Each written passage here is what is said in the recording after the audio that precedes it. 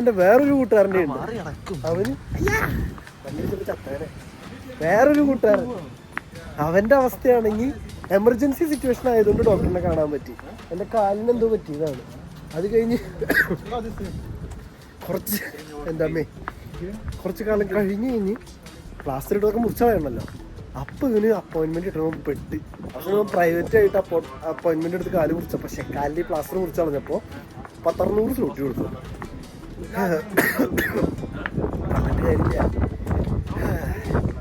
ഇവിടുത്തെ പോസിറ്റീവ് പറയുകയാണെങ്കിൽ, ഡോക്ടറിനെ കാണാൻ വേണ്ടി ഞങ്ങൾക്ക് അത്ര മുട്ടി നിൽക്കുകയാണെങ്കിൽ, ഇത്തിരി സീരിയസ് ആയ രീതിയിലാണെങ്കിൽ അപ്പോൾ കാണാം. എമർജൻസി സിറ്റുവേഷൻസിൽ നമുക്ക് ഡോക്ടറിനെ കാണാൻ പറ്റും. നമുക്ക് ഇവിടെ നമ്പറും കാര്യങ്ങളൊക്കെ ഉണ്ട്. ആ നമ്പർ വിളിച്ച് കഴിഞ്ഞാൽ ആംബുലൻസ് പോലെ സെറ്റപ്പിലൊക്കെ വന്ന് നമ്മൾ എടുത്തുകൊണ്ട് അപ്പോൾ തന്നെ ഡോക്ടറെ കാണാം.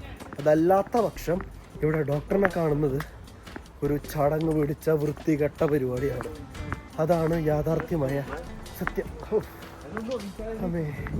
അതല്ലാതെ ഇവിടുത്തെ മെഡിക്കൽ ഫെസിലിറ്റീസിനെ വർണ്ണിക്കാൻ മാത്രമുള്ള ഒരു ചക്കട മൂടുമില്ല. ഇന്നിപ്പോൾ എനിക്കുണ്ടായ എക്സ്പീരിയൻസ് ആണെങ്കിൽ അത്രയും മോശമായിരുന്നു. വെറുത്തുപോയി. നായിൻ്റെ പട്ടി മക്കൾ. അവർ പറയരുതാണെന്നാണ്, എന്നാലും പറയാതെ ഇല്ല, അത്രയും ചക്കയുണ്ട്.